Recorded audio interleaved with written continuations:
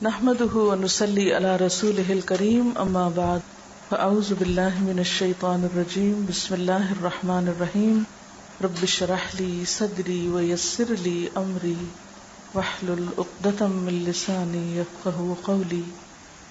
عن ابي هريرة قال قال رسول الله صلى الله عليه وسلم بدأ الاسلام غريبا وسيعود كما بدأ غريبا فطوبى للغرباء.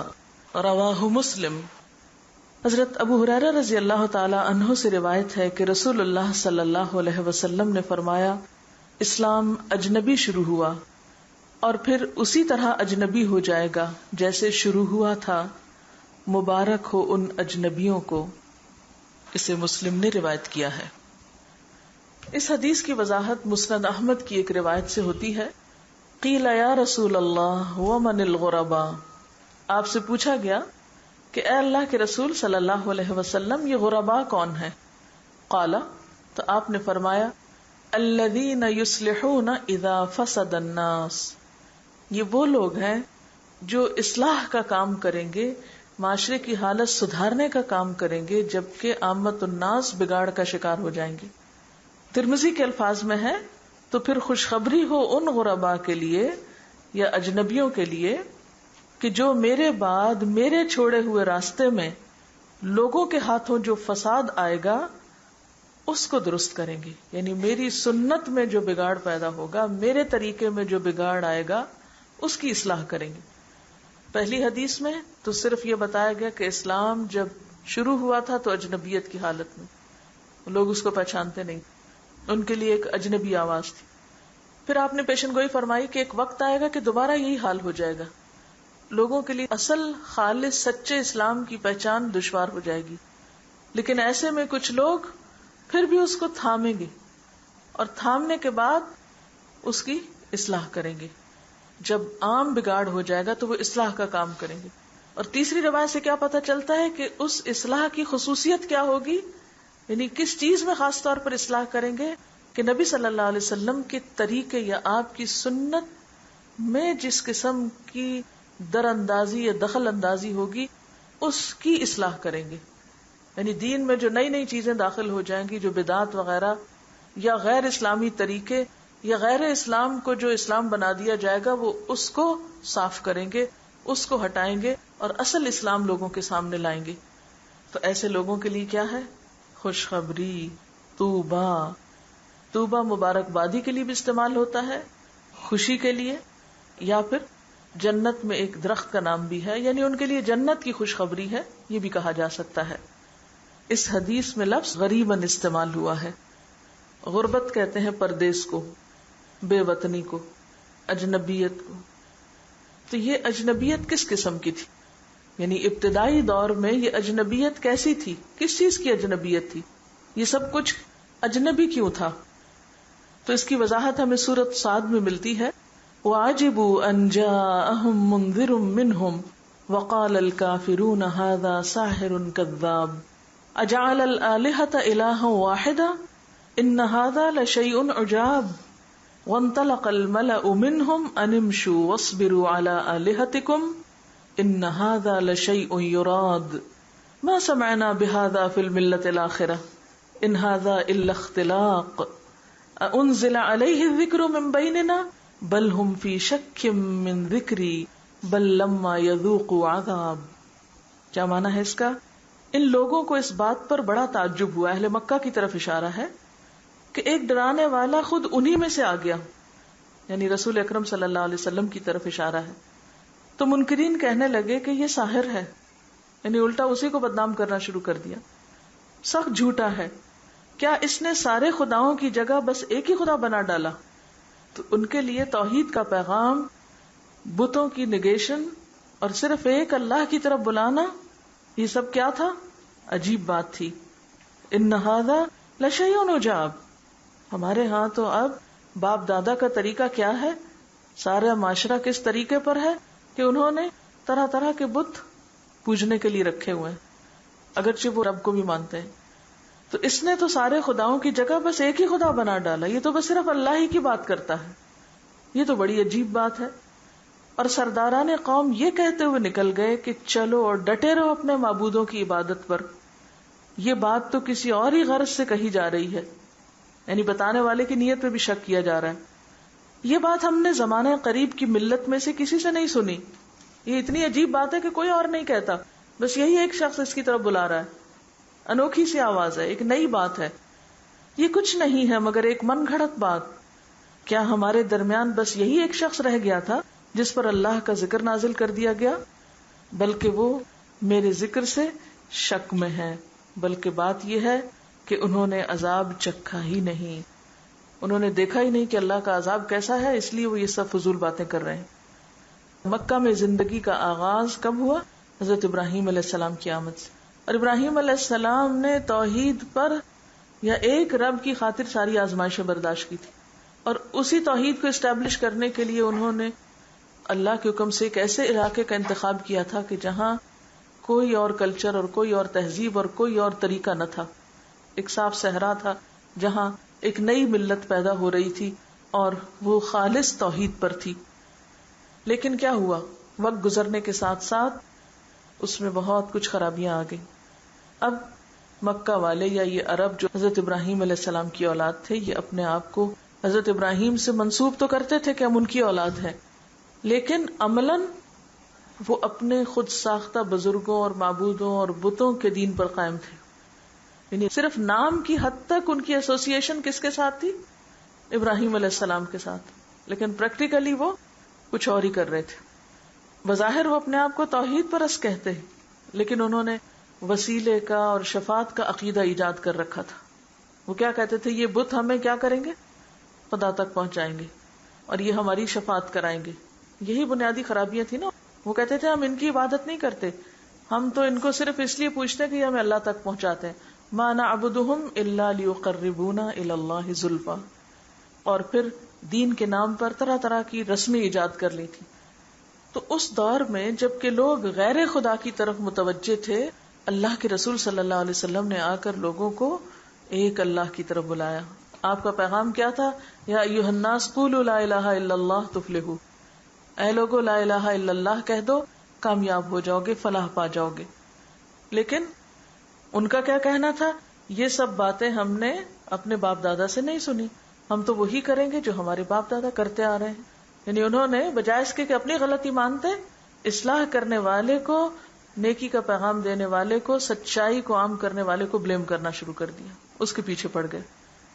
اب یہاں پر کہا یہ جا رہا ہے کہ ابتدائی دور میں جب رسول اللہ صلی اللہ علیہ وسلم نے دین کی بات کی تو اس وقت دین کی بات ایک اجنبی بات تھی، غیر مانوس بات تھی، عجیب بات تھی۔ تو فرمایا ایک وقت ایسا آئے گا کہ اسی دین کے ماننے والوں کے اندر ایسی ایسی خرابیاں پیدا ہو جائیں گی کہ پھر اصل دین چھپ جائے گا، اصل دین پیچھے رہ جائے گا، پھر اجنبی ہو جائے گا، پھر انہیں توحید کی دعوت ایک عجیب دعوت لگے گی۔ تو جو شخص ایسے زمانے میں لوگوں کی اصلاح کرے گا اور اصل طریقے کو سامنے لائے گا، وہ کیا شمار ہوگا؟ غریب، اجنبی۔ وہ ایک طرح سے معاشرے سے کٹ جائے گا، یا معاشرہ اس کو اپنے سے الگ کر دے گا، یا معاشرہ اس سے اپنی نسبت نہیں رکھنا چاہے گا۔ تو ایسے میں انسان جب اپنے آپ کو بالکل تنہا محسوس کرتا ہے کہ آپ اپنے پورے خاندان میں تنہا ہیں، اور عموماً ایسا ہوتا ہے نا، قرآن پڑھنے کے بعد آپ کی سوچ بالکل مختلف ہو جاتی اور لوگ بالکل کسی اور طریقے پہ سوچ رہے ہوتے ہیں، تو بعض اوقات انسان ایک ایسی پریشانی میں مبتلا ہو جاتا ہے کہ یوں لگتا ہے جیسے آپ ہی غلط ہیں، سب صحیح ہے، کیونکہ میجورٹی ادھر ہے، آپ مائنورٹی میں ہیں۔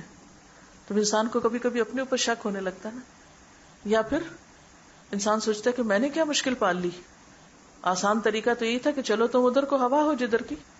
تو یہاں پر فرمایا نہیں، طوبیٰ للغرباء، ایسے لوگ چاہے کم ہی کیوں نہ ہو، آٹے نمک کے برابر ہی کیوں نہ ہو، لیکن اصل کامیاب وہی ہیں، اللہ کے پسندیدہ وہی ہیں۔ تو گویا آج کے دور میں بھی اصل دین کا احیاء، اس کو لوگوں کے سامنے لانا، سچی بات کرنا مشکل ہے، لیکن اس مشکل میں پڑنے والوں کے لیے خوشخبری ہے، مبارک ہیں وہ لوگ جو اجنبیت کے دور میں خدا کے دین کو پہچان لیں اور آخری زمانے میں ایسے لوگ ہوں گے اور انہیں بہترین لوگ قرار دیا گیا. ایک حدیث میں آتا ہے، ابو عبیدہ بن جراح سے روایت ہے کہ ہم نے رسول اللہ صلی اللہ علیہ وسلم کے ساتھ کھانا کھایا. پھر میں نے کہا کہ اے خدا کے رسول، کیا کوئی ہم سے بہتر ہے؟ کیونکہ صحابہ کرام کے بارے میں آتا ہے رضی اللہ عنہم ورضوا عنہ، اللہ کے چنے ہوئے لوگ. تو وہ کہنے لگے کہ کیا ہم سے کوئی بہتر ہوگا؟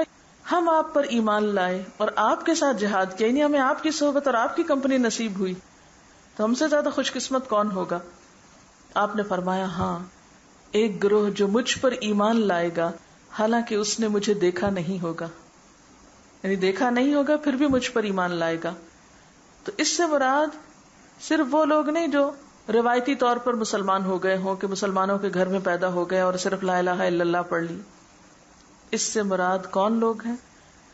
وہ لوگ جو اسلام کو ڈسکور کریں، شعوری اسلام قبول کریں اور واقعی اللہ اور اس کے رسول صلی اللہ علیہ وسلم کی اتھارٹی کو مانے، اور صرف ماننے کی حد تک نہیں بلکہ وہ ان کی زندگی میں بھی نظر آتی ہو.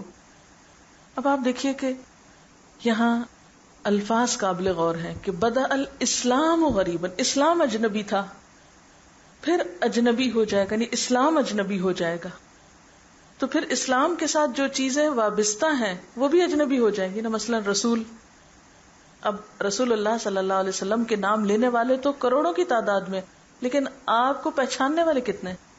اللہ کا نام لینے والے تو بہت ہے لیکن اللہ کی معرفت کتنے لوگوں میں ہے؟ قرآن پڑھنے والے تو بہت ہیں یا قرآن کے ماننے والے تو بہت ہیں، لیکن قرآن کی روح کتنے لوگوں نے پائی ہے؟ یہ سب چیزیں اجنبی ہی تو ہو گئی ہیں. تو بات یہ ہے کہ جو شخص اسلام کی ایسی اجنبیت کے زمانے میں اسلام کو پالے گا پھر اس کا حال صحابہ کے حال جیسا ہوگا، وہ ان غرباء میں شریک ہو جائے گا، یعنی اسی راستے اور اسی طریقے کا احیاء کر رہا ہوگا، اسی طریقے پر چل رہا ہوگا. صراط الذین انعمت علیہم کی پالیسی اختیار کرے گا، اسی راستے کو اپنا راستہ سمجھے گا. لیکن ہمارے ہاں اس راستے کو راستہ سمجھنے والے لوگ کتنے ہیں؟ آج دین کے نام پر کس قدر فرقہ واریت ہے، ہم اپنے آپ کو کن کن ناموں سے منسوب کرتے ہیں، کس کس نام سے پہچانے جاتے ہیں. آج ہمارے ہاں اسلام کے نام پر عموماً مسلک کی دعوت دی جاتی ہے، کسی ایک خاص گروہ یا پارٹی کو اختیار کرنے کی دعوت دی جاتی ہے، حالانکہ قرآن و حدیث میں کہیں بھی تقلید ائمہ کا حکم موجود نہیں. لیکن قرآن میں یہ ضرور آتا ہے فَإِنْ آمَنُوا بِمِثْلِ مَا آمَنْتُمْ بِهِ فَقَدْ اهْتَدَوْا، کہ اگر لوگ اس طرح ایمان لائیں گے جیسے صحابہ کرام ایمان لائے تو ہدایت یافتہ ہوں گے. یعنی ہدایت کا معیار، صحیح رستے پر چلنے کا معیار کس کو بنایا گیا؟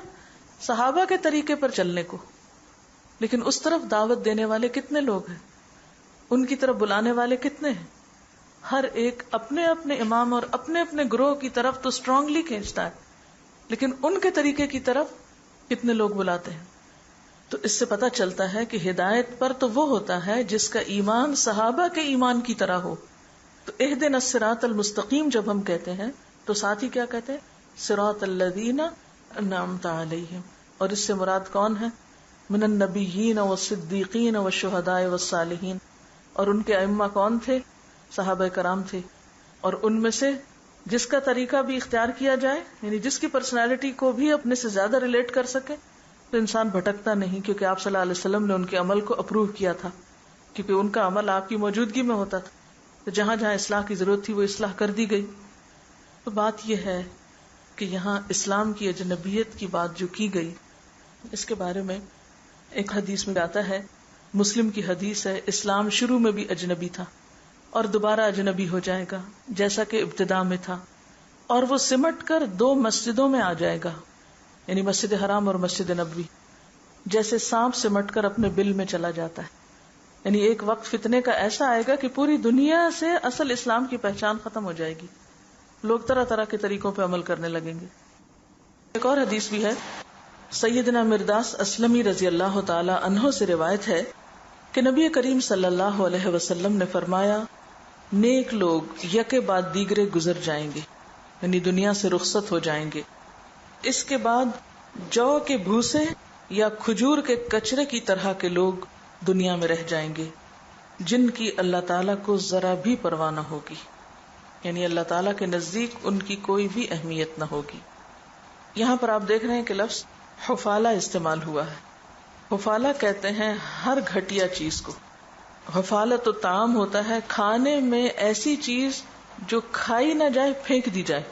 مثلاً آپ گوشت کھا رہے ہیں، چکن کھا رہے ہیں، تو کیا آپ سارے کا سارا کھا جاتے ہیں؟ نہیں، اس میں جو صاف حصہ ہوتا ہے وہ کھا لیتے ہیں۔ جو ہڈیاں ہوتی ہیں یا ناپسندیدہ چیز کوئی بھی ہوتی ہے تو اس کو آپ کیا کرتے ہیں؟ الگ کرتے جاتے ہیں پلیٹ میں۔ پھر اسی طرح بعض سبزیاں جب آپ پکانے لگتے ہیں تو ان کے اندر کا حصہ نکال لیتے ہیں، چھلکا اتار کے پھینک دیتے ہیں۔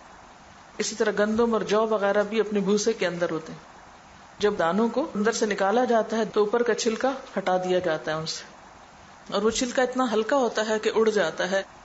حفالت الشعیر خاص طور پر کیا چیز ہے؟ جو کا بھوسا، یعنی جو کا چھلکا۔ اب ایسی چیزوں کے ساتھ آپ کیا معاملہ کرتے ہیں؟ کیا آپ اس کی پرواہ کرتے ہیں؟ کبھی کچرا پھینکتے ہوئے آپ کو کوئی دکھ درد ہوا، کوئی غم ہوا، کوئی پریشانی ہوئی کہ ہائے یہ اتنا بڑا لفافہ میں آج اپنے گھر سے باہر پھینک رہی ہوں، پیسوں سے خرید کے لائی تھی اور اب یوں بے قدری کر کے پھینک رہی ہوں؟ کبھی خیال آیا؟ اس کے برعکس کیا خیال آتا ہے؟ شکر ہے جان چھوٹی، صفائی ہوئی۔ تو نبی صلی اللہ علیہ وسلم نے فرمایا کہ ایک وقت آئے گا جب اچھے اچھے نیک لوگ دنیا سے چلے جائیں گے۔ یذهب الصالحون الاول فالاول، ایک کے بعد ایک اٹھا لیا جائے گا، اور باقی کیا رہ جائے گا؟ کچرا۔ اور وہ کچرا اتنا ہلکا ہوگا جیسے جو کی بھوسی ہوتی، ہسک ہوتا ہے جیسے، یا بچی کھچی ردی کھجوریں ہوتی۔ اس قسم کے بد اخلاق، بد کردار اور تھوڑے دل والے، چھوٹے دل والے، کم قیمت والے لوگ دنیا میں باقی رہ جائیں گے، ان کی بہتات ہو جائے گی، یعنی میجورٹی ان کی ہوگی۔ ویسے وہ اسلام کا بہت نام لیتے ہوں گے لیکن ان کا کردار وہ نہ ہوگا جو ہونا چاہیے۔ ایسے لوگوں کے ساتھ اللہ تعالیٰ کیا معاملہ کرے گا؟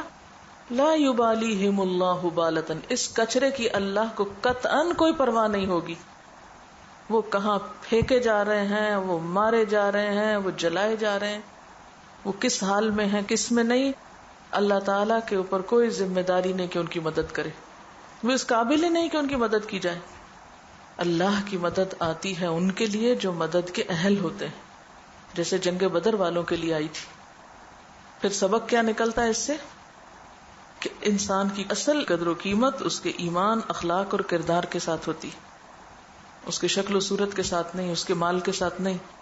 جیسے کہ ایک اور حدیث میں بھی آتا ہے، ان اللہ لا ينظر الى صورکم و اموالکم، اللہ نہ تمہاری صورتیں دیکھتا ہے نہ تمہارا مال دیکھتا ہے۔ اور یہاں دیکھنے سے مراد کیا؟ متوجہ ہونا۔ نظر الہ کا معنی ہوتا ہے توجہ کرنا۔ اللہ تعالیٰ ان دو چیزوں کی طرف قطعاً توجہ نہیں کرتا، کوئی امپورٹنس نہیں دیتا ان کو۔ اس کے برعکس وَلَٰكِن يَنظُرُ إِلَىٰ قُلُوبِكُمْ وَأَعْمَالِكُمْ، لیکن وہ متوجہ ہوتا ہے تمہارے دلوں کی طرف اور تمہارے اعمال کی طرف۔ اگر تمہارے عمل درست ہوں گے، وہ ویلیوبل ہوں گے، تمہارے دل اچھے ہوں گے، اندر تمہارے خیر ہوگی، تو تم خدا کی نگاہ میں ہو، تم قابل قدر ہو، ویلیوبل ہو۔ حفالہ کا لفظ جو ہے یہ بڑا وسیع لفظ ہے، کچرے کے لیے بھی استعمال ہوتا ہے، اور دودھ وغیرہ پہ جو جھاگ آ جاتی ہے نا، اس کے لیے بھی استعمال ہوتا ہے۔ حفالۃ اللبن، دودھ کو اگر آپ خوب پھینٹیں یا شیک کریں تو عموماً اس کے اوپر جھاگ ہوتی، اگر آپ اس جھاگ کو پیئیں تو منہ میں کیا آتا ہے؟ کچھ بھی نہیں، حالانکہ وہ بہت اٹھی ہوئی ہوتی ہے۔ ایسے ہی تعداد میں تو مسلمان بہت ہوں گے لیکن ان کی کثرت دودھ کی جھاگ کی طرح ہوگی، جس کی کوئی ویلیو نہیں ہوگی، جس کا کوئی وزن نہیں ہوگا، جس کی کوئی قیمت نہیں ہوگی۔ قرآن پاک میں اللہ تعالیٰ فرماتے ہیں قُلْ لَا يَسْتَوِي الْخَبِيثُ وَالطَّيِّبُ وَلَوْ أَعْجَبَكَ كَثْرَةُ الْخَبِيثِ فَاتَّقُوا اللَّهَ يَا أُولِي الْأَلْبَابِ لَعَلَّكُمْ تُفْلِحُونَ، آپ کہہ دیجئے کہ پاک اور ناپاک بہرحال یکساں نہیں ہے، خواہ ناپاک کی بہتات تمہیں کتنی ہی فریفتہ کرنے والی کیوں نہ ہو، کتنا بھی اٹریکٹ کیوں نہ کرے۔ پس اے لوگو جو عقل رکھتے ہو، اللہ کی نافرمانی سے بچتے رہو، امید ہے کہ تمہیں فلاح نصیب ہوگی۔ پھر ہم دیکھتے ہیں کہ یہی وجہ ہوتی ہے کہ جب اللہ تعالیٰ کسی انسان کو اپنے کام کا بناتا ہے تو اس کو ایسے ہی نہیں قبول کر لیتا، اس کو آزمائشوں میں ڈالتا ہے اور پھر اس کو دیکھتا ہے، پرکھتا ہے کہ یہ کس قدر میرے کام کا ہے۔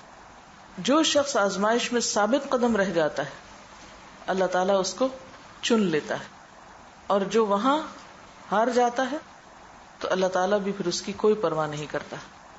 جو آزمائش میں پورا نہیں اترتا، جو امتحان میں کامیاب نہیں ہوتا، جو اللہ تعالیٰ سے مایوس ہو جاتا ہے، ناشکری کا رویہ اختیار کر لیتا ہے، تو پھر اللہ تعالیٰ اس کو اس کے حال پہ چھوڑ دیتا ہے۔ قرآن پاک میں اللہ تعالیٰ فرماتے ہیں فاحتمل السیل زبدا رابیا ومما یوقدون علیہ فی النار ابتغاء حلیۃ او متاع زبد مثلہ کذالک یضرب اللہ الحق والباطل فأما الزبد فيذهب جفاء وأما ما ينفع الناس فيمكث في الأرض كذلك يضرب الله الأمثال۔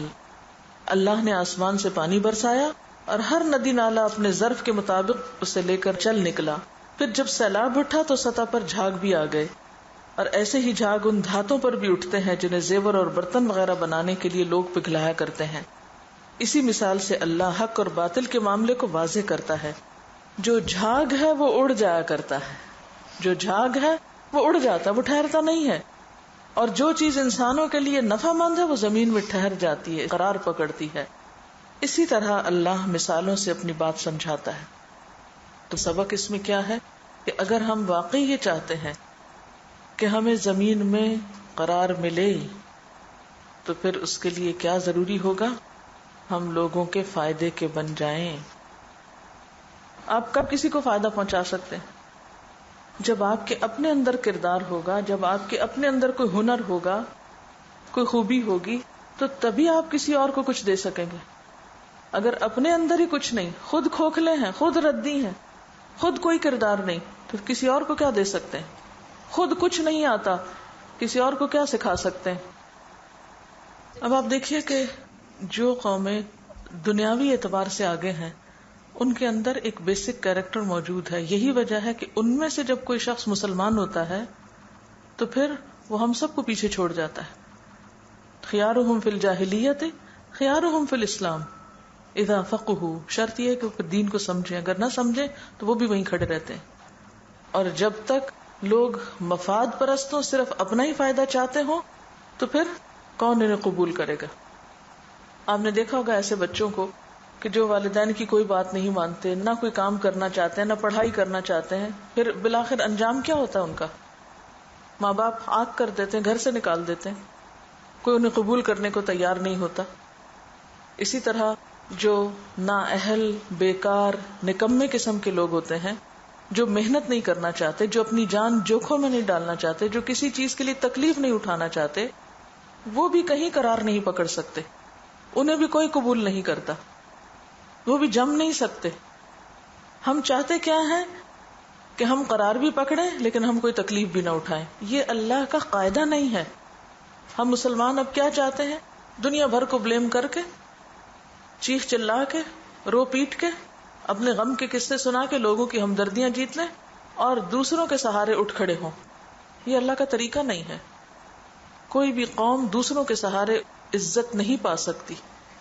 خدا نے آج تک اس قوم کی حالت نہیں بدلی، نہ ہو خیال جس کو آپ اپنی حالت کے بدلنے کا۔ جب تک ہم خود محنت نہیں کریں گے، کردار سازی نہیں کریں گے، واقعی مشکلات سے نہیں گزریں گے، ان چیلنجز کو قبول نہیں کریں گے جو ضروری ہیں آگے بڑھنے کے لیے، تو ہم دنیا میں عزت نہیں پا سکتے۔ دنیاوی ترقی کا بھی کوئی شارٹ کٹ نہیں ہے، کوئی شارٹ کٹ نہیں ہے۔ کیا پھتیلی پہ سرسوں جمائیں؟ بغیر حقیقی قابلیت پیدا کیے آپ سمجھیں کہ پھر آپ کی کوئی مارکیٹ ویلیو ہو؟ ہرگز نہیں۔ جب تک کہ آپ کے اندر کا اصل جوہر نہیں سامنے آتا، جب تک آپ محنت نہیں کرتے، جب تک آپ تکلیف نہیں اٹھاتے۔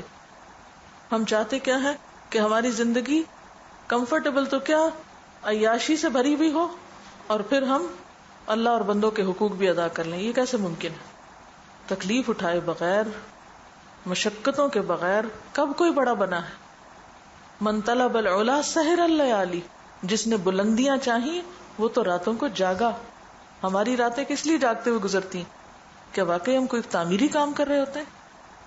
حضرت ثوبان کہتے ہیں کہ رسول اللہ صلی اللہ علیہ وسلم نے فرمایا، ان قریب امتیں تمہارے اوپر چڑھ دوڑنے کے لیے ایک دوسرے کو اس طرح بلائیں گی جس طرح کھانے والے ایک دوسرے کو دسترخوان کی طرف بلاتے ہیں. یعنی ایک وقت آئے گا جب امتیں ایک دوسرے کو اکٹھا کریں گی، آؤ ان مسلمانوں کے اوپر حملہ کریں، آؤ انہیں پکڑ کے ختم کریں، کوڑے کا ڈھیر ہے صفائی کر دیں اس کی.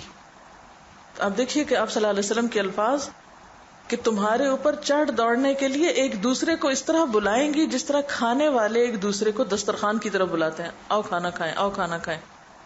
جب آپ کسی پارٹی دعوت میں ہو تو آپ اس طرح تو نہیں کرتے کہ اکیلے جا کے کھانا شروع، سب کو اچھا آپ بھی آ جائیں، آپ بھی آ جائیں، آپ بھی آ جائیں، کوئی رہ تو نہیں گیا، کسی ایک کو بھی نہیں چھوڑتے، سب کو بلاتے ہیں. تو اس طرح بہانا چاہیے کہ کس وقت کس کے اوپر چڑھ دوڑا جائے. تو ایک آدمی نے عرض کیا، شاید اس وقت ہم تعداد میں کم ہوں گے اس لیے سارے ہمیں اٹھا کے ختم کرنا چاہیں گے. آپ نے ارشاد فرمایا، نہیں، بلکہ تم کثرت میں ہوگے، بہت تعداد ہوگی تمہاری، لیکن تمہاری حیثیت پانی کے اوپر بہنے والی جھاگ کی مانند ہوگی. تمہاری حیثیت جھاگ کی طرح ہوگی. اللہ تمہارے دشمن کے دلوں سے تمہارا رعب ختم کر دیں گے اور تمہارے دلوں میں وہن پیدا فرما دیں گے.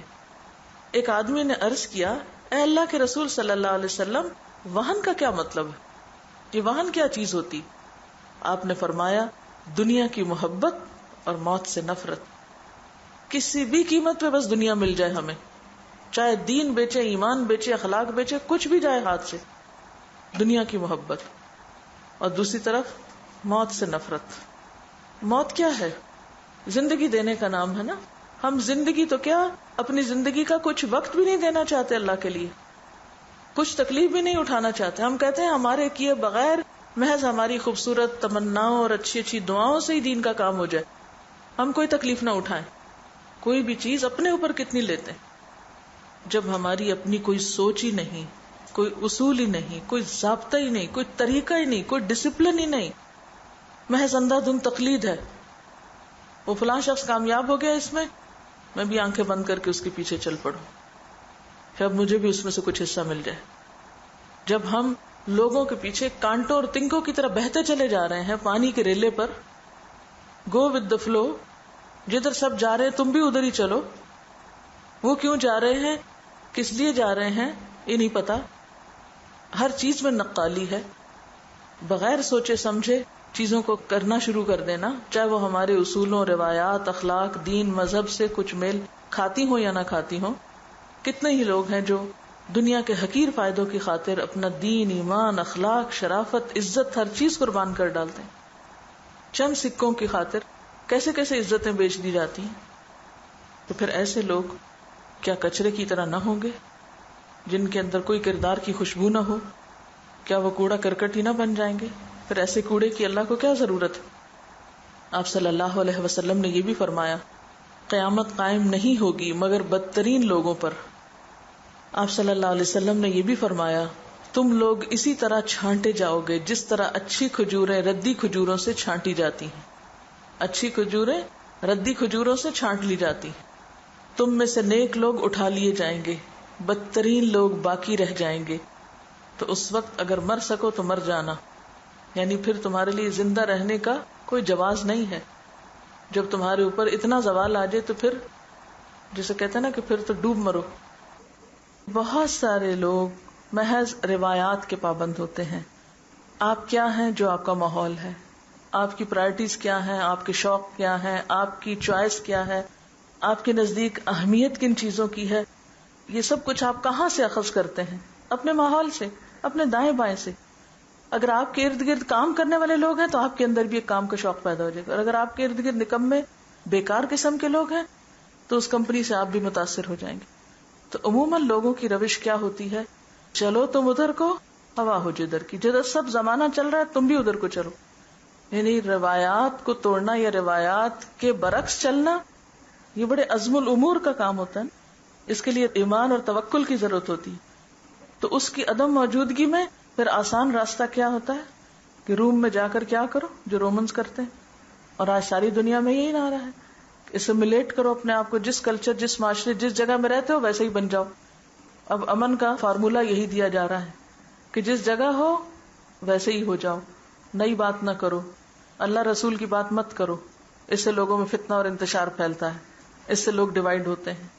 اور عام روزمرہ زندگی کے معمولات میں بھی آپ دیکھیے کہ جو قومیں کام کرتی ہیں وہاں لوگ کام کرتے ہیں، اور جو قومیں بیکار ہیں وہاں عموماً بیکاری ہے. کیونکہ ہوا ہوتی ہے نا ایک معاشرے کی، پوری فضا ہوتی ہے کسی بھی کام کے کرنے کے لیے. تو ایسے میں خصوصاً دین پر چلنے والے لازماً اپنے معاشرے میں اجنبی ہو جاتے ہیں. اس پر سعد الغامدی کا ایک نشید ہے، وہ آپ کو تھوڑا سا سناؤں گی، پھر اس کے بعد اس کا ترجمہ کروں گی، جس سے آپ کو پتہ چلے گا کہ اجنبی کون ہوتا ہے. ليس الغريب هو الذي فارق الديار وودع الأهل، ولكن الغريب هو الذي يجد والناس من حوله يلعبون، ويصحو والناس من حوله ينامون، ويسلك درب الخير والناس في ضلالهم يتخبطون. وصدق الشاعر إذ يقول: قال لي صاحب أراك غريبا بين هذا الأنام دون خليلي، قلت كلا بل الأنام غريب أنا في عالمي وهذه سبيلي.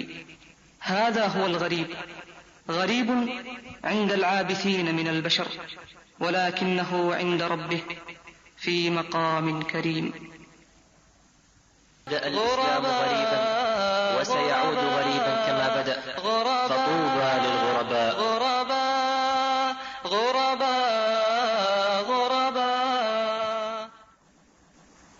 کیا سمجھ رہے ہیں؟ غربا، عربی زبان سے غربا. غربا کہیں بھی ہو، ان کا باہم کوئی نہ کوئی کنیکشن تو ہوتا ہی ہے نا. تھوڑا سا ترجمہ میں کر دیتی ہوں.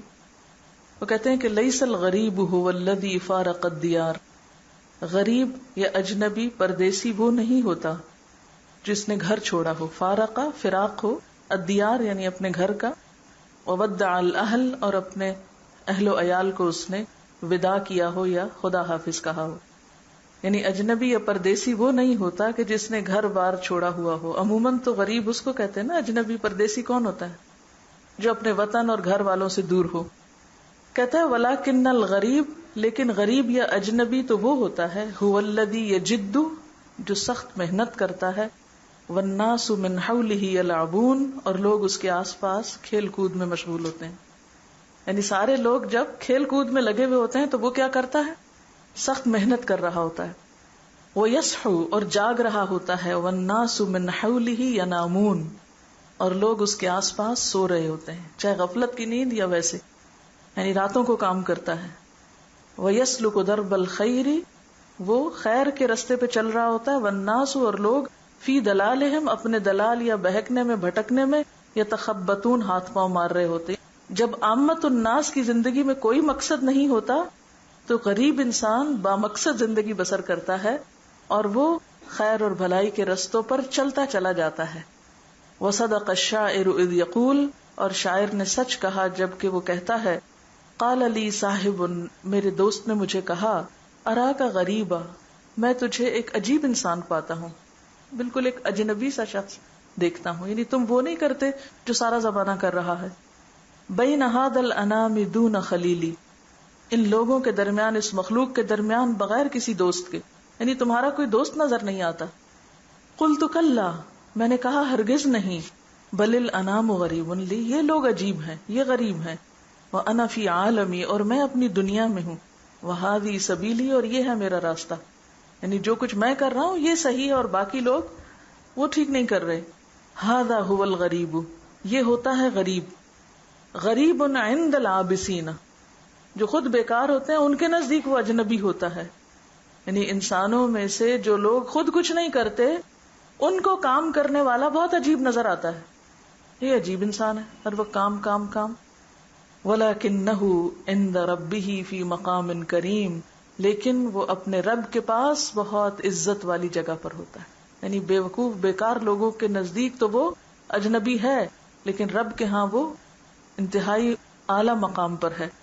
پھر اس کے بعد پوئم شروع ہو جاتی ہے غربا غربا، اور پھر اس میں کہتے کہ غرباء وَلِغَيْرِ اللَّهِ لَا نَحْنِ الْجِبَاهِ، کہ اللہ کے سوا کسی اور کے لیے ہم اپنی پیشانیاں نہیں جھکاتے، کسی اور کے آگے ہم سر نہیں جھکاتے، یعنی ہماری پیشانی صرف اللہ ہی کے آگے جھکتی، ہم صرف اللہ ہی کے بندے ہیں، اللہ ہی کی عبادت کرتے ہیں۔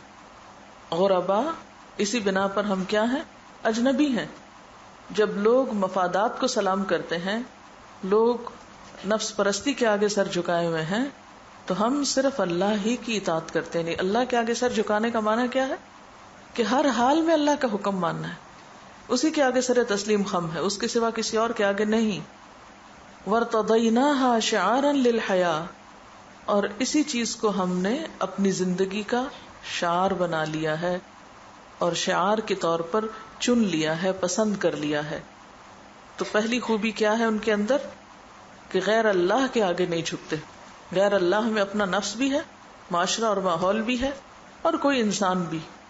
فَمَن يَكْفُرْ بِالطَّاغُوتِ وَيُؤْمِن بِاللَّهِ فَقَدِ اسْتَمْسَكَ بِالْعُرْوَةِ الْوُثْقَىٰ لَا انفصام لَهَا، کہ جو طاغوت کا انکار کر دے اور اللہ پر ایمان لے آئے تو وہ ایسا مضبوط کڑا تھامتا ہے جس کو کبھی نہیں ٹوٹنا۔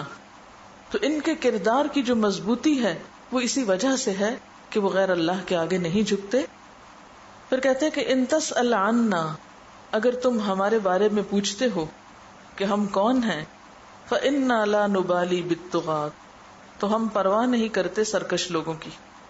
یعنی جب ہمیں اللہ کی اطاعت کرنی ہوتی ہے تو ہم یہ نہیں دیکھتے کہ کون ہمیں پسند کرے گا اور کون ناپسند کرے گا، کون ہماری تعریف کرے گا اور کون ہم پہ تنقید کرے گا، کون ہمیں انعام دے گا اور کون ہمیں سزا دے گا۔ نہیں، لا نبالی بالطغاة۔ تو غریب کون ہوتا ہے؟ جس کے اندر جرأت کردار ہوتا ہے، وہ بڑے بڑے سرکشوں کی پرواہ نہیں کرتا کہ لوگ کیا کہیں گے، وہ لوگوں سے نہیں ڈرتا ہوتا۔ نحن جند اللہ دوما، ہم ہمیشہ اللہ ہی کی فوج کے سپاہی ہیں۔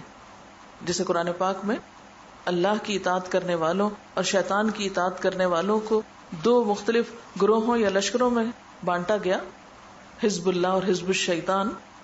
تو ہم ہمیشہ اللہ ہی کی فوج کے سپاہی ہیں، یعنی اللہ ہی کے اطاعت گزار ہیں، اللہ ہی کو ماننے والے ہیں۔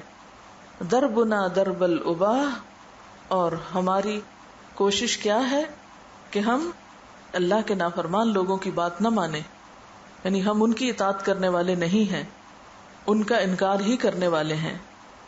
لن نبالی بالقیود، ہم پرواہ نہیں کرتے زنجیروں کی، یعنی ہم معاشرے کی ڈالی ہوئی زنجیروں کی پرواہ نہیں کرتے، بل سنمضی للخلود، بلکہ ہم چلتے چلے جائیں گے دارالخلود کی طرف، ہمیشگی کے گھر کی طرف۔ دنیا کی محبت کیا ہے؟ دراصل ایک زنجیر کی طرح ہے جو انسان کو اس طرح اپنے اندر جکڑ لیتی ہے کہ انسان آخرت کے بارے میں سوچنا بھی بھول جاتا ہے، اس کی ہر بات صرف دنیا کے گرد گھومتی ہے۔ تو کہتے ہیں کہ لن نبالی بالقیود، ہم ان پابندیوں کی اور ان چیزوں کی پرواہ نہیں کرتے، بلکہ ہماری تو نظر آخرت کی طرف ہے۔ فَلْنُجَاهِدْ وَنُنَاضِلْ وَنُقَاتِلْ مِنْ جَدِيدٍ، تو ہمیں چاہیے کہ ہم نئے سرے سے جد و جہد کریں، سٹرگل کریں، کوشش میں لگے رہیں، کسی بھی ایسی چیز کی پرواہ نہ کریں کہ جو ہمیں اللہ کی اطاعت سے روکنے والی ہو۔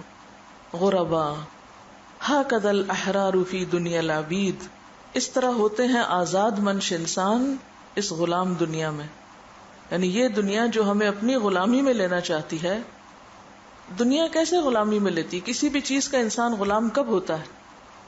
جب انسان اس چیز کے بغیر رہ نہ سکے، جب اس چیز کے بغیر جی نہ سکے۔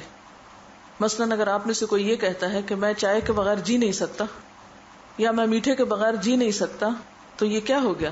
آپ میٹھے کے غلام ہو گئے، آپ چائے کے غلام ہو گئے۔ تو اسی طرح جو شخص دنیا کی کسی بھی چیز کو اپنے لیے ناگزیر قرار دیتا ہے کہ اس چیز کے بغیر تو میں زندگی کا تصور ہی نہیں کر سکتا، تو وہ کہتا ہے کہ اجنبی لوگ کون ہوتے ہیں؟ آزاد منش انسان ہوتے ہیں۔ دنیا کی محبت انہیں اپنی زنجیروں میں نہیں جکڑ سکتی، وہ دنیا کی غلامی سے بے نیاز ہوتے ہیں۔ کم تذاکرنا زمانا یوم کنا سعدا، کہ جب ہم خوش قسمت تھے، یعنی مسلمان عروج پر تھے، تو ہم زمانے کو یا دنیا کو سبق سکھانے والے تھے۔ کس چیز کا؟ بکتاب اللہ، اللہ کی کتاب کا، نتلوہ صباحا و مساء، جسے ہم صبح و شام پڑھتے ہیں۔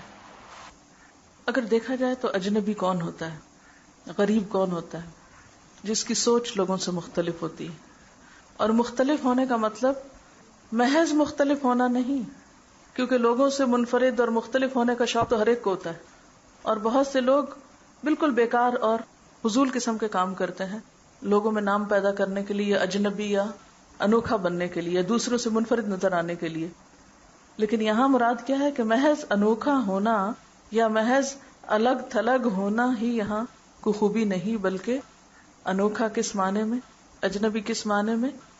جب لوگ دنیا کے بارے میں سوچتے ہوں تو وہ اپنی آخرت کے بارے میں سوچتا ہو، جب لوگ فرقہ واریت کا شکار ہوں تو وہ لوگوں کو اتحاد کی دعوت دیتا ہو، جب لوگ شخصیتوں کی طرف بلائیں تو وہ لوگوں کو اللہ اور رسول صلی اللہ علیہ وسلم کی طرف بلاتا ہو۔ تو اجنبی وہ جو اپنی سوچ میں اجنبی ہے، جو اپنے عمل میں اجنبی ہے۔ جب لوگ خواہشات نفس پر مبنی کام کرتے ہوں، صرف لوگوں کی نظر میں اچھا کہلانے کے لیے بے حیائی کے لباس پہنتے ہوں، تو وہ اپنے آپ کو ڈھانپ کے رکھنا جانتا ہو۔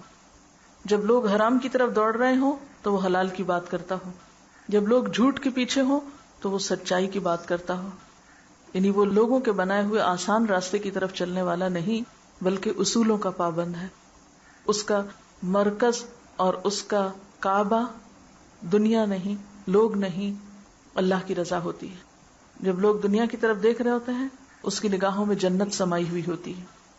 جب لوگ دنیا بنانے کے لیے دوڑ رہے ہوں تو وہ اپنی آخرت بنانے کے لیے دوڑ رہا ہوتا ہے۔ اس کے غم کچھ اور ہوتے ہیں، اس کی خوشیاں کچھ اور ہوتی ہیں، اس کی لذت اور سکون اور آنکھوں کی ٹھنڈک کسی اور چیز میں ہوتی ہے۔ نتیجتاً وہ اس خوشی کو پانے کے لیے مشکل راہوں سے گھبراتا نہیں۔ عامت الناس کا عمومی حال کیا ہوتا ہے کہ وہ روایات کے غلام ہوتے ہیں، اور صرف انہی چیزوں کو قبول کر سکتے ہیں یا کرنا چاہتے ہیں جو ان کی روایات کے محافظ ہوں یا جو ان کی خواہشات کی تکمیل کرتے ہوں۔ اسلام کا بھی وہ صرف وہ رخ دیکھنا چاہتے ہیں، صرف وہ چیز لینا چاہتے ہیں جو ان کے دنیاوی مفادات کا تحفظ کرتا ہو۔ تو عام طور پر اس کا سبب کیا ہے؟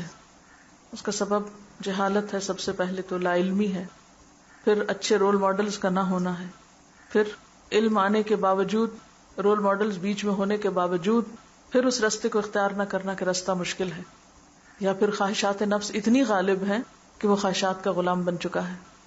جسے اللہ کے رسول صلی اللہ علیہ وسلم پر جب پہلی وحی آئی تھی اور آپ پریشان ہوئے تھے اور آ کر حضرت خدیجہ سے ذکر کیا اور وہ آپ کو ورقہ بن نوفل کے پاس لے گئی، تو اس نے کیا کہا تھا کہ ایک وقت آئے گا جب تمہاری قوم تمہیں نکال دے گی۔ تو انہوں نے حیران ہو کر کہا ابا مخرجیہم، مجھے نکال دیں گے؟ یعنی میرا قصور کیا ہوگا کہ مجھے یہ نکال دیں گے؟ تو انہوں نے کیا کہا تھا کہ ایسا نہیں ہوا کہ جب بھی کوئی شخص ایسا پیغام لے کر آیا ہو تو پھر لوگوں نے اس کے ساتھ یہ سلوک نہ کیا ہو۔ اچھا، اسی طرح جب ہم کسی دیش میں اجنبی ہوتے ہیں تو وہاں دل نہیں لگاتے، وہاں بیٹھ نہیں جاتے، فوراً سوچتے ہیں کہ گھر لوٹیں۔ تو دنیا میں اجنبی ہو کر رہنے والوں کا دنیا میں دل نہیں لگتا، ان کی فکر پر آخرت بنانا غالب ہوتی ہے، دنیا کے غم ان کے غم نہیں رہتے، ان کا غم کچھ اور ہوتا ہے، ان کے غم، ان کی خوشیاں، ان کی ہر چیز فرق ہو جاتی ہے۔ جن چیزوں پہ لوگ روتے ہیں وہ ان پر سکون سے بیٹھے ہوتے ہیں، جن چیزوں کے پیچھے لوگ حسرتیں کرتے ہیں ان چیزوں سے وہ واسطہ بھی نہیں رکھتے۔ اور یہ کیفیت اسی وقت آ سکتی ہے للذین آمنوا وعلی ربہم یتوکلون، جو دنیا کے نفع نقصان سے بالا ہو کر اپنے رب پر بھروسہ کرتے ہیں اپنے ہر معاملے کے اصلاح اور فائدے کے لیے۔ تب آپ سچ پر اور حق پر جم سکتے ہیں، ورنہ اگر آپ مفادات کی رو میں بہنے والے ہوں تو آپ کہیں بھی نہیں جم سکتے۔ عام طور پر ہم سمجھتے ہیں کہ جب دین پر چلیں گے تو ہم معاشرے میں، سوسائٹی میں مس فٹ ہو جائیں گے۔ بہت سے لوگ قرآن پڑھنے کے بعد یہ کہتے ہیں کہ ہم اپنے گھر میں مس فٹ ہو گئے، لیکن ایسے ہی مس فٹ لوگوں کے لیے تو خوشخبری ہے، طوبی للغرباء۔ ہم خوشخبری بھی چاہتے ہیں اور فٹ بھی ہونا چاہتے ہیں، تو یہ دو کام نہیں ہو سکتے۔ تو خلاصہ یہ ہے کہ اصل چیز سچائی ہے، حق ہے، خیر ہے، بھلائی ہے، اللہ کی رضا ہے، چاہے وہ پورے معاشرے میں سے صرف آپ کو اختیار کرنی پڑے، اور کامیابی انہی لوگوں کے لیے۔ اپنے آپ کو لوگوں کا غلام نہ بنائیں۔ لا الہ الا اللہ کہنے کا مطلب ہی یہ ہے کہ اللہ کے سوا کوئی الہ نہیں، معبود نہیں، اور ہر نماز میں اللہ اکبر کہنے کا مطلب یہی ہے کہ اللہ سب سے بڑا ہے اور اس کا حکم بھی سب سے بڑا ہے اور اس کا راستہ بھی اصل راستہ ہے. تو ایسے میں پھر مضبوطی ارادہ کی ضرورت ہے. ان الذین قالوا ربنا اللہ ثم استقاموا کی ضرورت ہے. ایسے لوگوں کے لیے پھر کیا ہے؟ خوشخبری ہے. تتنزل علیہم الملائکۃ الا تخافوا ولا تحزنوا وابشروا بالجنۃ التی کنتم توعدون. ایسے ہی لوگوں کے لیے خوشخبری ہے. اگر دنیا میں آپ دھتکار بھی دیے گئے ہیں، چھوڑ بھی دیے گئے ہیں، آپ تنہا محسوس کرتے ہیں، تو بھی آپ تنہا نہیں. جس کے ساتھ رب ہوتا ہے وہ کبھی تنہا نہیں ہوتا. طوبی للغرباء، اگر لوگوں نے آپ کو ریجیکٹ کر بھی دیا ہے تو اللہ کی طرف سے آپ کے لیے خوشخبری ہے. تو بات یہ ہے کہ ہمیں دیکھنا یہ کہ ہماری چوائس کیا ہے، ہم کیا چاہتے ہیں. واقعی اس خوشخبری کے مستحق ہونا چاہتے ہیں تو پھر ہم نے اگر وہ رستہ اختیار کر لیا تو پھر لازمی طور پر ہمارے خواہشات اور جذبات اور دلچسپیاں اور تعلقات اور محبتیں اور نفرتیں سب اس کے تابع ہو جائیں گی. ہماری ساری ترجیحات اس کے تابع ہوں گی. پھر ہمارے جتنے بھی معاملات ہیں وہ دین کے تقاضوں کے مطابق ہونے لگیں گے. اندر سے باہر تک ایک ہی چیز ہو جائیں گے. اور وہ کیا کہ ہم جس کے بندے ہیں، جو ہمارا خالق ہے، جو ہمارا مالک ہے، وہی ہمارے لیے سب سے اہم ہے اور اسی کا راستہ اور اسی کا طریقہ ہمارے لیے اصل طریقہ ہے. اور یہ ہے غیر اللہ کی بندگی سے نکل کر اللہ کی بندگی کو اختیار کرنا. سورۃ المائدہ میں یہود و نصارہ کے بارے میں بتایا گیا کہ انہوں نے اس نصیحت کا بڑا حصہ کھو دیا جو انہیں نبیوں کے ذریعے دی گئی تھی. فَنَسُوا حَظًّا مِّمَّا ذُكِّرُوا بِهِ، اس کا نتیجہ یہ ہوا کہ وہ سوا السبیل سے بھٹک گئے. ان کے دلوں میں قساوت پیدا ہو گئی، وہ باہمی اختلاف اور ٹکراؤ میں مبتلا ہو گئے. فَنَسُوا حَظًّا مِّمَّا ذُكِّرُوا بِهِ کی تشریح حضرت حسن بصری نے ان الفاظ میں کی ہے کہ انہوں نے دین کے عراہ کو چھوڑ دیا اور اللہ تعالیٰ کے ان وظائف کو ترک کر دیا جن کے بغیر اعمال کبھی قبول نہیں کیے جاتے. عروہ جمع عراہ کے لفظی معنی کاج کے ہیں. کاج کس کو کہتے ہیں؟ وہ چیز جس میں کوئی چیز اٹکائی جائے. استعمالی معنی کے لحاظ سے اس کا مطلب ہے نفیس مال. نفیس مال کے لیے بھی یہ لفظ استعمال ہوتا ہے. کسی چیز کا بہتر حصہ، مضبوط حصہ، تبھی تو اس سے کچھ لٹکا سکتے ہیں. اس لحاظ سے آیت کا مطلب یہ ہوگا کہ یہود و نصارہ کو جو دین دیا گیا تھا اس کا اصل حصہ انہوں نے بھلا دیا. نسوا حظًا مما ذکروا بہ. اب جو چیز وہ دین کے نام پر لیے ہوئے ہیں وہ گویا ایک ایسا جسم ہے جس سے اس کی روح نکل گئی ہو. دین کا ایک ظاہری حصہ ہے اور ایک اس کا مانوی حصہ. دین کا مانوی حصہ دوسرے لفظوں میں اس کا خدائی حصہ ہے، یعنی خدا سے سب سے زیادہ ڈرنا، اس سے سب سے زیادہ محبت کرنا، اس کے آگے قلب اور دماغ کا پوری طرح جھک جانا. یہ دین کا عراہ ہے. دین کے ظاہری حصے سے مراد وہ خارجی اعمال ہیں جو مختلف مواقع پر مختلف انداز سے کیے جاتے ہیں. دین کے ظاہری حصے سے مراد کون سے اعمال ہیں؟ جو مختلف مواقع کی مناسبت سے ہم کرتے ہیں. کسی امت کا سواء السبیل پر ہونا یہ ہے کہ دین اس کے اندر مانوی یعنی خدائی پہلو کے اعتبار سے زندہ ہو، یعنی دین کی روح زندہ ہو. مگر جب امت میں بگاڑ آتا ہے تو اگرچہ اس کے درمیان اب بھی دین کے نام پر بہت سی سرگرمیاں جاری رہتی ہیں، مگر اس کی زندگی سے خدا حذف ہو جاتا ہے. دین کا مانوی پہلو گم ہو جاتا ہے اور دین کا ظاہری پہلو مزید اضافے کے ساتھ اس کے درمیان ابھر آتا ہے. ظاہری پہلو مزید اضافوں، بدعات وغیرہ کے ساتھ اور زیادہ نمایاں ہونے لگتا ہے. دور زوال میں دین اپنی شکل کے اعتبار سے ختم نہیں ہوتا، البتہ وہ اپنی روح کے اعتبار سے ختم ہو جاتا ہے. خدا کی بڑائی کے چرچے کرنا لوگ نہیں جانتے، البتہ خدا کے نام پر دوسری چیزوں کے چرچے سے وہ خوب واقف ہوتے ہیں. یعنی دین کے نام پر اللہ کے سوا اوروں کی بڑائی خوب بیان ہوتی ہے. فضائل اعمال اور مسائل اعمال کا زور، تاریخ اسلام اور حکومت اسلام کے چرچے، اکابر امت اور بزرگان دین کے تذکرے، جشن میلاد اور ایصال ثواب کے ہنگامے، سب اسی کی مثالیں ہیں. جب دین کا خدائی پہلو حذف ہو جاتا ہے تو ہر شخص اپنے ذوق کے مطابق اس کا کوئی ظاہری پہلو لے لیتا ہے. کوئی ایک چیز کو دین مانتا ہے، کوئی دوسرے کو، اور اسی کے اوپر اپنی زبان اور قلم کی ساری قوت صرف کرنے لگتا ہے. جب کسی امت کا یہ حال ہو جائے تو یہ اس کی علامت ہے کہ وہ سواء السبیل سے ہٹ گئی، اس نے دین کا بڑا حصہ کھو دیا. وہ خدا کی رحمت سے دور چلی گئی. حضرت حسن بصری تابعی نے تقریباً 70 صحابہ کو دیکھا تھا. انہوں نے ایک بار اپنے زمانے کے مسلمانوں سے کہا کہ تم لوگ جتنے زیادہ نفل نمازیں پڑھتے ہو اور جتنے نفل روزے رکھتے ہو، اصحاب رسول اتنا زیادہ نہیں کرتے تھے، اس کے باوجود وہ تم لوگوں سے افضل تھے. پوچھا گیا کہ کیوں وہ افضل تھے؟ حضرت حسن بصری نے جواب دیا، ان کے سینوں میں اللہ کا خوف پہاڑ سے بھی زیادہ بڑا تھا.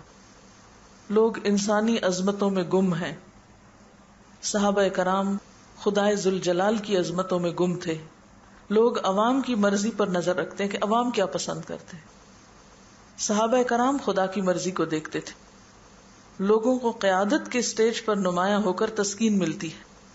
صحابہ کرام تواضع کے خلوت قدوں میں تسکین پاتے تھے. لوگ بولنا جانتے ہیں، صحابہ کرام چپ رہنا جانتے تھے. لوگ ہنگاموں میں جیتے ہیں، صحابہ کرام تنہائیوں میں جیتے تھے. لوگوں نے دنیا کے مسئلے کو مسئلہ سمجھ رکھا ہے، صحابہ کرام نے آخرت کے مسئلے کو اپنا مسئلہ بنایا تھا، اپنا بھی اور دوسرے انسانوں کا بھی. وہ دین کا جو بھی کام کرتے تھے وہ اپنے اور دوسروں کی آخرت کی فکر کرتے ہوئے کرتے تھے. لوگ وقتی کامیابیوں کی طرف دوڑتے ہیں، صحابہ کرام وہ لوگ تھے جو ابدی کامیابی کے شوق میں وقتی کامیابی کو اس طرح بھلا چکے تھے جیسے اس کا وجود ہی نہیں. تو بات یہ ہے کہ جب تک انسان اپنی موت کو یاد نہیں رکھتا، اس کے اندر خیر و بھلائی آ نہیں سکتی، اس کے اعمال درست ہو نہیں سکتے. ہمارا سیکریفائسنگ ایٹیٹیوڈ نہیں ہوتا. اگر اسلام کو کسی دوسرے لفظ میں آپ بیان کرنا چاہیں نا تو دوسرا لفظ اس کے لیے قربانی ہے. اسلام کس چیز کا نام ہے؟ قربانی کا نام ہے، اور مسلسل قربانی. ابراہیم علیہ السلام نے اس کی آخری جو حد تھی اس کو چھو لیا تھا کہ بیٹے تک کو قربان کر دیا تھا، اور مسلسل قربانیاں کی تھی، ایک کے بعد ایک، ہر چیز کی قربانی. اسلام نام ہے قربانی کا، لیکن ہم اسلام کو بھی چاہتے ہیں، دنیا کی عزت بھی چاہتے ہیں، آخرت کی عزت بھی چاہتے ہیں، اور کسی بھی چیز کی قربانی نہیں دینا چاہتے، کسی بھی چیز کی. ہر قربانی کے موقع پر ہمارے پاس عذروں کی ایک لمبی لسٹ ہوتی، مجبوریوں کی ایک لمبی لسٹ ہوتی. ہم تو مجبور لوگ ہیں، کمزور لوگ ہیں، یہ اس لیے نہیں کر سکتے، وہ اس لیے نہیں کر سکتے، یہ مسئلہ ہے، وہ مشکل ہے، طویل بہانے. لیکن ان سارے بہانوں سے کیا اصل ذمہ داری پوری ہو جاتی ہے؟ نہیں. کوئی کام اس وقت تک نہیں ہوتا جب تک آپ اس کو کریں نہیں. کوئی کام کیے بغیر نہیں ہوا کرتا. لیکن ہم کیا سمجھتے ہیں کہ ہم اپنی باتوں سے دوسروں کو مطمئن کر دیں اور کام کرنے کے وقت میں بہانوں سے دوسروں کو راضی کر دیں. اس سے کبھی بھی نہ دنیا کی تقدیر بدلتی ہے نہ آخرت کی بدلتی. تو اگر ہم واقعی چاہتے ہیں کہ اللہ کے ہاں کوئی مقام ملے تو پھر اس کے لیے لازم ہے کہ ہم کردار کی دولت سے خود کو مالا مال کریں. سبحانک اللہم و بحمدک نشہد ان لا الہ الا انت نستغفرک و نتوب الیک. ولغير الله لا نحمي الجبال